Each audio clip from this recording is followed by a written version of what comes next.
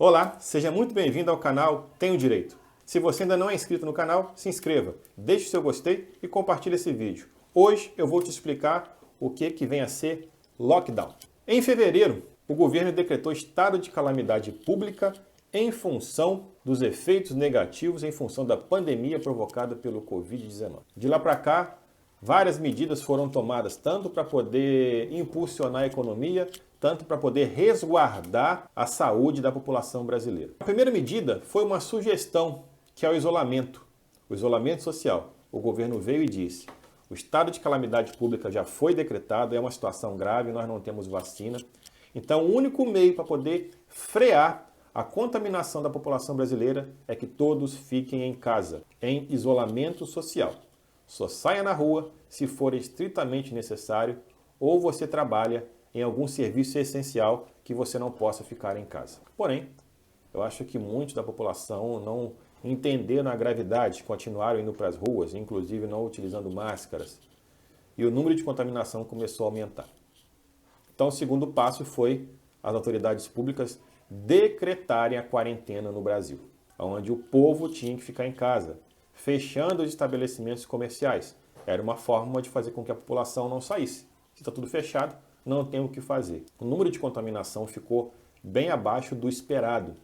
Passado um mês, as pessoas que não se contaminaram talvez entenderam que o vírus já tivesse ido embora e começou a voltar a circulação, a aglomeração. Por exemplo, eu falo de Três Rios, parece que na minha cidade não tem isolamento social, não tem quarentena. As pessoas estão achando que não irão se contaminar. E já temos números assim bem considerados de casos confirmados. Então as pessoas começaram, tudo bem, então de máscara, apesar de eu não estar num grupo de risco, eu posso me colocar numa situação de risco. Esse também pode ser o seu caso. Você pode não estar num grupo de risco, mas por estar indo na rua sem necessidade, pode se colocar numa situação de risco, porque pode tocar pelo menos numa superfície contaminada. E aí nós temos três consequências. Pessoas que irão se contaminar e não saberão, que é o mais grave, porque não sabem que estão contaminados, não passam pelos postos de atendimento de saúde, mas podem começar a contaminar as pessoas. É isso que o distanciamento social impede, que pessoas contaminadas e que não saibam, contaminem outros. Então pode ter o primeiro caso, a pessoa está contaminada e não sabe.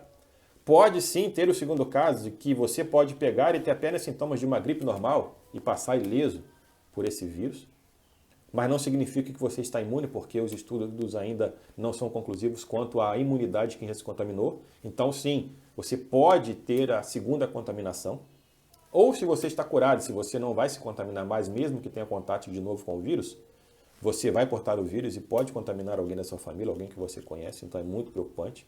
Então você está se colocando numa situação de risco, está colocando um ente querido seu numa situação de risco. E temos o terceiro caso, que são aqueles que vão pegar e vão sofrer as consequências danosas desse vírus, que é ir a óbito. Como hoje nós temos números alarmantes de mais de 11 mil brasileiros mortos por causa da Covid-19. E aí eu não coloco somente culpa nas autoridades públicas não, porque desde o início eles estavam informando que faltariam leitos, não teriam respiradores para todo mundo. E quando falam em falta de leito e falta de respirador, falta de UTI, não é somente para quem está sofrendo de Covid-19, não. Se eu tiver um infarto que precisa de uma UTI, não vai ter vaga para mim também. Se eu tiver uma crise de hipertensão que precisa de ficar numa UTI, talvez não tenha vaga para mim também. Então a escassez de recursos, a escassez de leitos hospitalares por conta desse surto pode afetar outras comorbidades também. É isso que nós temos que ter em mente e nós não estamos tendo. Então eu não coloco somente culpa na ineficiência pública, porque comprou equipamentos que não servem de respiradores, porque montou hospitais de campanha que ainda não estão concluídos e a população não tem como utilizar, porque superfaturou compras de equipamentos importantes e indispensáveis nesse momento. Não coloco somente culpa nisso. Isso é um ponto fundamental, isso é um ponto que precisa ser investigado. Mas eu também incluo a minha atitude no agravamento desta crise, desta pandemia. Se eu tivesse tido consciência e tivesse ficado em casa, porque tem a opção de ficar em casa, e muitos têm a opção de ficar em casa porque não trabalham em serviços essenciais, talvez a gente tivesse refreado, porque o único meio de frear o vírus é não ter contato, porque não tem vacina, como eu disse. Então a única forma do vírus morrer é ele não entrar em outro hospedeiro, que somos nós. Aí ele vai morrer. Se a gente está preocupado em daqui a alguns meses não ter emprego, não sustentar nossa família, aí sim que a gente tem que ficar mais em casa também. Porque quanto mais tempo a gente obedece às orientações de fica em casa, o vírus morre pela ausência da continuidade de contaminação. Então, o retorno à normalidade, ele vai voltar mais rápido.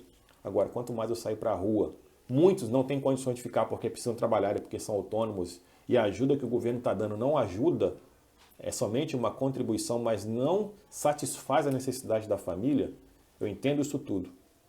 Mas, se não tiver vida, não tem emprego. Estão dizendo que muitos CNPJs irão morrer, mas eu ainda me preocupo mais com os CPFs que estão morrendo. Se não tiver CPF, não tem CNPJ. Assim como também, se não tiver empresa, não tem emprego. Um não vive sem o outro. Mas, num primeiro momento, a vida que está falando mais alto. Então, nós temos que ter isso em mente. Então, o isolamento não adiantou. A quarentena, depois dos 30 dias, as pessoas acharam que o vírus já tinha ido embora e voltou a aglomerar, voltou a circular e nós temos esse crescimento. Então, uma medida drástica é o lockdown. E o lockdown é uma medida extrema. É o uso progressivo da força.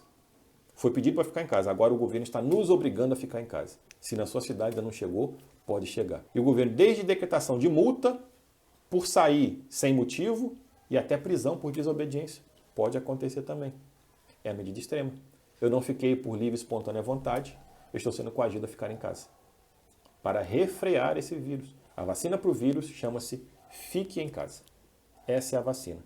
Se você ficar em casa, você está sendo aquele beija-flor que está apagando um incêndio na floresta, fazendo a sua parte. Porque se a gente fizer a nossa parte, mesmo sacrificando o nosso trabalho, aos poucos a normalidade vai voltando.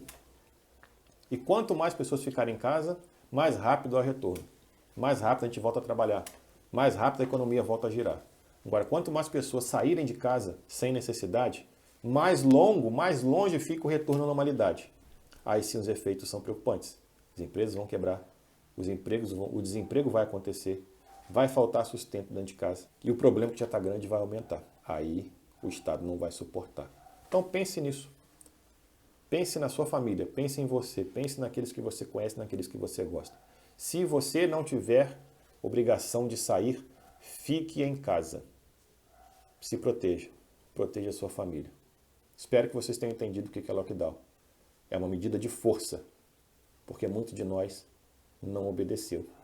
Agora teremos que ser sacrificados no nosso direito de ir e vir.